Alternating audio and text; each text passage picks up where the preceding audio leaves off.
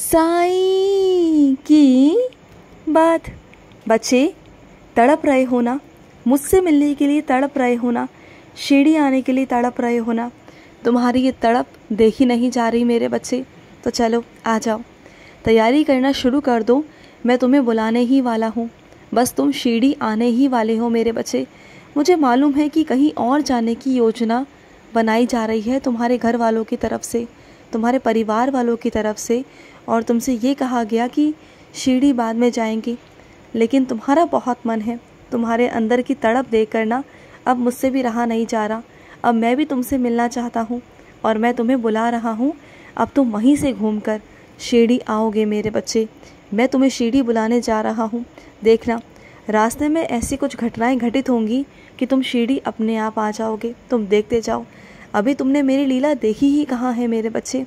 जब मैं अपनी लीला करने पर आता हूँ ना, जब मैं अपने बच्चे को बुलाने पर आता हूँ ना, तो मैं इस तरीके से बुलाता हूँ कि मेरा बच्चा जहाँ भी हो, जिस भी स्थिति में हो ना, वो मेरे पास खिंचा चला आता है मेरे बच्चे।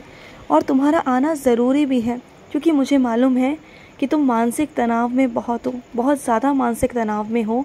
तुम्हें शिरडी आना बहुत ज़रूरी है तुम्हारा। तुम शिरडी आओगे ना और वहाँ मेरे पास रुकोगे, तो मैं तुमसे वादा करता हूँ कि जब तुम आओगे ना मेरे पास, जब तुम रुकोगे ना, तो तुम्हारी सारी समस्याओं का हल वहीं से हो जाएगा। शिरडी रहते रहते तुम्हारी सारी समस्याओं का समाधान मैं कर दूँगा। कम से कम 80-90% मेरे बच्चे तुम्हारा काम हो चुका होगा। जब तुम वापस अपने घर लौटोगे ना, तो तुम्हारा 80-90% काम हो चुका होगा, समाधान हो चुका होगा। तुम देख लेना। और सुनो, जब भी मेरे पास आया करो ना, तो कोशिश किया करो कि मेरे पास बैठकर कोई भी पाठ करके जाया करो। चाहे वो कष्ट निवारण मंत्र हो, साईं सा चरित्र हो, या फिर साईं बावनी हो, या फिर कोई भी मेरा पाठ हो मेरे बच्चे, कुछ भी हो, या स्तवन मंजरी हो, करके ज़रूर जाया करो। चाहे तुम शिरडी आओ, चाहे तुम मेरे घर के मंदिर में आओ, या फिर तुम आसपास के मंदिर में आओ, कहीं भी आओ मेरे बच्चे, ऐसा ज़रूर किया करो। थोड़ी देर मेरे पास बैठा करो। और कभी कभी पाठ करने का मन ना भी होना, तो बस बैठकर ओम साई राम किया करो मेरे बच्चे। और कुछ मेरे बच्चों ने तो मेरा मंत्र जाप करना शुरू किया है। उन्होंने संकल्प लिया है मेरा मंत्र जाप करने का। उन्होंने कोई मनोकामना है जो मेरे आगे रखी है और कहा है कि बाबा इसे पूरा करना। तुमने जो 21 दिनों का संकल्प लिया है ना मेरे बच्चे, वो मैंने ही तुम्हें दिलवाया। मैं ही चाहता था तुम्हें कि तुम वो संकल्प लो, क्योंकि जो तुम चाहते हो ना, वो मैं भी चाहता हूँ तुम्हें देना। इसलिए मेरे बच्चे, लेकिन बिना कर्म कराए मैं तुम्हें कुछ नहीं दे सकता। तुम्हें क्या, मैं किसी को कुछ भी नहीं दे सकता। इसलिए मुझे अपने बच्चों से पूजा पाठ करवाना पड़ता है। मुझे वो कर्म करवाने पड़ते हैं। जो मैं अपने बच्चों को देना चाहता हूँ ना, वो मुझे करवाना पड़ता है मेरे बच्चे। और इसलिए मैं तुमसे भी करवा रहा हूँ। करने में कोई कमी नहीं आनी चाहिए। मन से करना, दिल से करना मेरे बच्चे, समझ रहे हो ना। और सुनो, ये नंगे पाँव क्यों चलते हो मेरे बच्चे? तुम जानते हो ना कि नंगे पाँव चलने से तुम्हें दिक्कत है, तो नंगे पाँव मत चला करो, बिल्कुल मत चला करो। अरे तुम तो अपने बाबा के लिए भी चरण पादुका लाना चाहते थे, याद आया तुम्हें?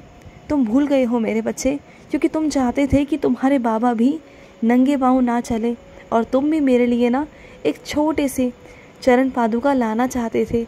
लेकिन लाते लाते हमेशा रह जाते हो। तुम्हें कभी कभी मिलता नहीं है, तो कभी कभी तुम्हारे दिमाग में नहीं होता। लेकिन तुम्हारा मन है ना, तो तुम ज़रूर लेकर आओगे। मैं तुम्हें याद दिला दूँगा। इस बार जब तुम जाओगे ना बाज़ार, तो मैं तुम्हें याद दिला दूँगा कि तुम्हें मेरे चरण पादुका लेने हैं, समझ गए? और इस बार ज़रूर लेकर आना और उस पर रोज़ पूजा पाठ करना। तुम हल्दी कुमकुम भी लगाना चरण पादुका पे। और जब जब तुम मेरे चरण पादुका पर प्रणाम करोगे, अपना सर रखोगे ना अपने साईं के चरणों में, तुम देखना आधे से ज़्यादा चीज़ें तुम्हारी ख़त्म हो जाएंगी। आधी से ज़्यादा समस्या, परेशानियाँ तुम्हारी ख़त्म हो जाएंगी। और तुम्हें बार बार यही एहसास होगा कि तुम साक्षात अपने बाबा के चरणों में झुके हो। साक्षात तुम्हें मेरे पाँव के दर्शन होंगे, तुम्हें मेरे चरणों के दर्शन होंगे। मैं हमेशा कहता हूँ ना, जैसा भाव रहा जिस जन का, वैसा रूप हुआ मेरे मन का। तुम्हारा जैसा मन होगा, तुम्हारे जैसे भाव होंगे ना मेरे बच्चे, तुम्हारा साईं वैसा ही हो जाएगा। तुम्हारा भाव अगर ये है कि तुम्हारे सामने मैं साक्षात हूँ, तो मैं हूँ मेरे बच्चे। अगर तुम्हें लगता है कि साक्षात तुमसे बातें कर रहा हूँ, तुम्हारी बातों को सुन रहा हूँ ना, तो हाँ मेरे बच्चे, ये सत्य है कि मैं सुन रहा हूँ।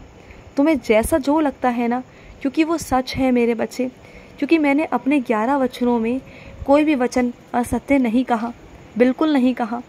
जो मेरा बच्चा मुझ पर भरोसा करता है ना, वो मेरे 11 वचनों पर भी करता है।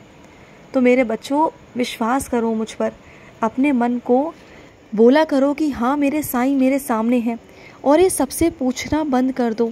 पता है क्यों कह रहा हूँ? क्योंकि तुम्हारा जो मन है ना, जो तुम्हारे भाव है ना, वो अलग है, और जिसे तुम पूछने जा रहे हो ना, उसके भाव अलग हैं। तो वो तुम्हें कैसे बता सकता है कि तुमने क्या देखा अपनी आँखों से? क्योंकि जो तुम्हारे भाव थे मैंने तुम्हें वही दिखाया मेरे बच्चे, और क्या पता सामने वाले के वो भाव हो ही ना। मैं तुम्हें साक्षात दर्शन दे रहा हूँ, और सामने वाला कहे कि नहीं, भावा तो नहीं थे, शायद तुम्हारा वहम था, तो क्या तुम वहम मान लोगे? नहीं ना। तो ऐसे हर किसी से मत पूछा करो, हर किसी के सामने नहीं आता मैं। तुम खुशनसीब हो कि तुम मेरे साक्षात दर्शन कर पाते हो, क्योंकि तुमने वो चीज़ें करी हैं मेरे बच्चे, तुमने वो सेवा कमाई है, तुमने वो कर्म किए हैं कि जिससे तुम ईश्वर को पा सको, और तुमने मुझे पाया है मेरे बच्चे। और तुमने मुझे यूं ही नहीं पाया, तुमने वो कर्म किए मेरे बच्चे, वो चीज़ें की जिससे तुम मुझे पा सके मेरे बच्चे, और तुमने मुझे पाया मेरे बच्चे। और सुनो, कुछ मेरे बच्चे तो ऐसे हैं कि शाम के वक्त, रात के वक्त वो मेरी शेष आरती करके ही सोते हैं। जब तक वो रात को ना मेरी शेष आरती ना देख लें, जब तक उन्हें मैं ना दिखाई दूँ ना, तब तक वो सोते ही नहीं हैं, उन्हें नींद ही नहीं आती। वो तो मेरे दर्शन करके ही सोते हैं, और मेरे दर्शन करके ही उठते हैं। सुबह काकड़ आरती के साथ उठते हैं। उनका जीवन बस मुझसे शुरू होता है और मुझ पर ही ख़त्म होता है। सुबह काकड़ आरती, दोपहर में मध्याह्न आरती, शाम के वक्त धूप आरती, और रात के वक्त शेष आरती, मेरी सारी आरतियाँ करके तब मेरे बच्चों को शांति प्रदान होती है। जब तक वो मुझे ना देख लेना, उसे शांति मिलती ही नहीं है। मुझे मालूम है मेरे बच्चे, और सच कहूँ ना तो तुम बिल्कुल सही दिशा की तरफ हो मेरे बच्चे।